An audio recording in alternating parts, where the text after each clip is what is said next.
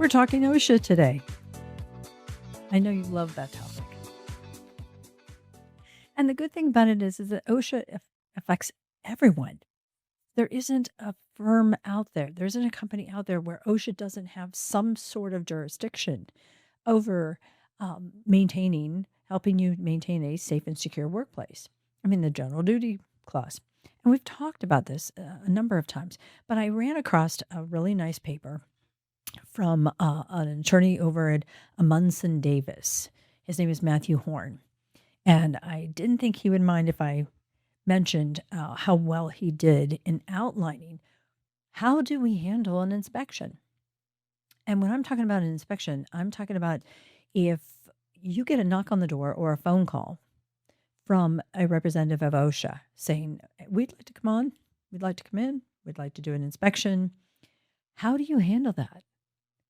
And it's interesting because I'm going to guess that a great percentage of you are not prepared for this. And it's so simple. He has laid out a wonderful outline here. So I want to go over some of these points with you and give you some of the do's and don'ts. Hopefully, you'll have enough questions or want to learn more, and you'll reach out to Matthew directly. But let's take it from the top. Because at some point, again, if you've been in HR for a while, if you're in manufacturing, construction, it doesn't matter. There's a good chance that there could be a knock on your door and someone could just show up.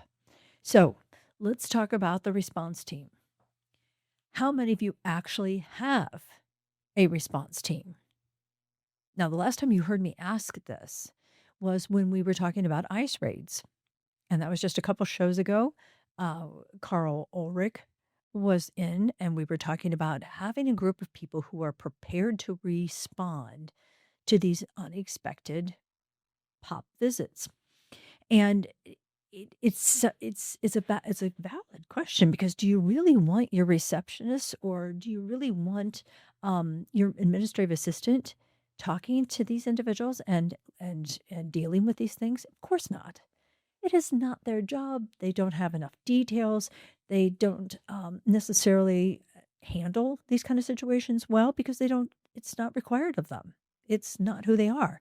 So get a response team put together. Let's start talking to your teams, talk to your ownership and say, look, if or when an OSHA inspector comes in, who should be front and center? Who should be the ones responding to the questions? Who should be accompanying this individual through the company or through the building? And put those names together and create a list. Because when the inspector shows up, they're going to be greeted by the receptionist or whoever's there at the employee entrance. And Matthew's recommending, let's put them in a comfortable spot. Put them in a conference room, put them in a place, just like we talked about with the ICE raids.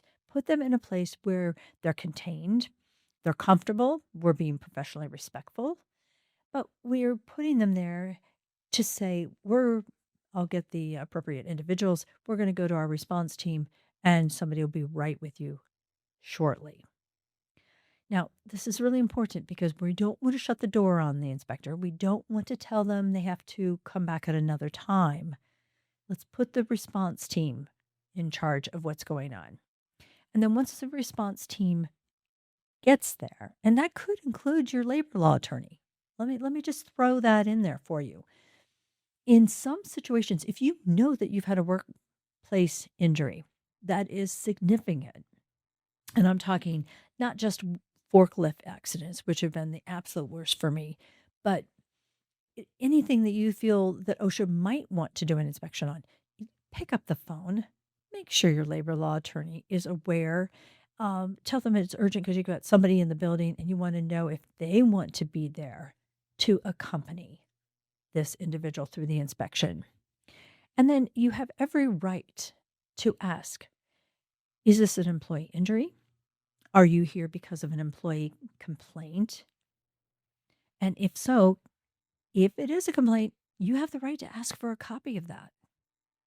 Before they even walk through the next door, you have the right to ask for a copy of that. Is it a scheduled inspection? If not, if they're doing a surprise inspection, you and your labor law attorney may want to see if you can push that out to a scheduled time.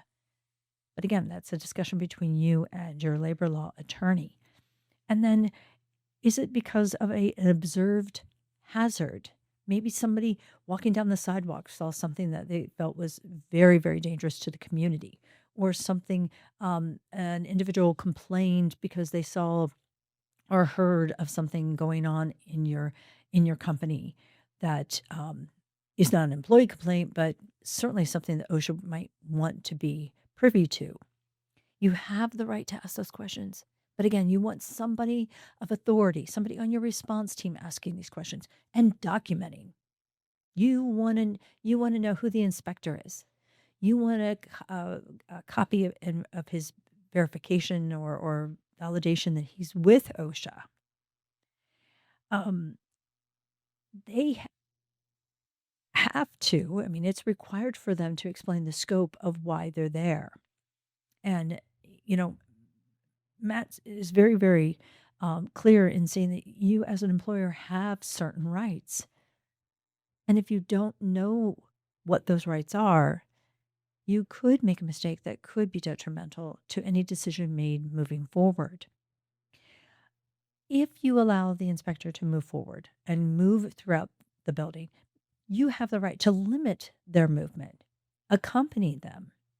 Matt recommends limit the inspector's inspection to only those items involved in the employee injury or referenced in the employee complaint. If the inspector takes a picture or a sample, take the sample picture or sample as well. You want to know what they know. You want to have reference to what they're going to reference to. And if the inspector does not take a picture or samples that would be good for you, then take them yourself. What are you doing with all this? You're being proactive. Matthew's trying to lead you down a road where you can control the situation and not feel like OSHA is trying to bully you, or that OSHA knows more than you do, or OSHA is trying to pull one on you. And again, your attorney will be extremely so valuable in helping you walk through this. I don't know a lot of consultants who are appropriate for this situation. There are some great safety consultants out there, absolutely. But are they going to represent you in a court of law? No. Are they going to represent you at the workers' comp case if that goes to a big claim and you get sued for that? No. You want your labor law attorney there. So if the OSHA inspector wants to interview hourly employees, they have rights as well. And Matthew defines those as conversations that you need to have with the employees before they even get into that conference room with the inspector. They're not required to sit for an interview unless they are willing to do so. Wow, did you know that? Did you realize that your employee can look at you and go, oh, leave me out. I don't want anything to do with this. They can stop the interview at any point during the conversation with an inspector, which means if they feel that it's getting too tense, they don't have to stay. They're entitled to have their union steward or attorney at the interview if they so desire. And I'm telling you, as a mediator and arbitrator, you don't deny that. You don't deny that. If that employee asks for representation, you make sure that they get it. They are entitled to an interpreter if they believe they need one. They are not required to be recorded or to sign a statement prepared by the inspector, but may sign the statement if, after having read the statement, they agree with it. And again, Matt's telling you, look, we've got to allow the employees to decide how do they want to participate with this, and they deserve legal counsel as well. And the union stewards will know when to draw the line, back them away, and get them an advocate or an attorney to help with them. Now, what if the inspector goes to the next level and wants to interview a management employee? This is where you have to make absolutely sure that your attorney is present. If nothing else, you're calling and saying, look, he's already interviewed some employees.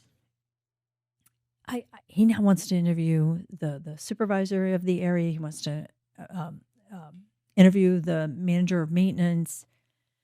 Is this a good thing? Or what should I be aware of? Because here, remember, those individuals are speaking on behalf of the company. They are truly company representatives. That's so risky in what they might say, what they might do. And you really need your guidance from a labor law attorney at that point. If the OSHA inspector requests any documentation from during the on-site inspection, do not provide it for them with any documentation other than OSHA logs. Now, remember, 300 OSHA logs, we've talked about those. You should have those posted January through April, and you can pull those up. There's nothing confidential on those logs. There's absolutely nothing that OSHA person is unable to see. But the first report of injury form, any documentation on any of the rest of it, whether the person was trained, that all should go through your attorney. And Matt's really good about breaking this down again to help you understand these things are not, they're not with a lack of emotion. People see OSHA walk in the door and they start panicking. And we get it. If you've been through a difficult situation where an employee did get hurt, yeah, everybody's going to be a little tense. We understand that. But at the same time, you can't avoid going through an inspection if it's for all the right reasons. Matt, sorry I didn't have a chance to really call you and ask you to be on the show, but boy, if you hear the show and want to be on it, you have an open invitation because this was a wonderful paper. And I hope that each of you in the audience were able to pull something away from it. If you would like to learn more, please reach out to Matt at Amundsen Davis or reach out to me on LinkedIn. I'll be more than happy to give you his information. Keep your questions coming. We love taking care of this for you. Right here at the Human Resource.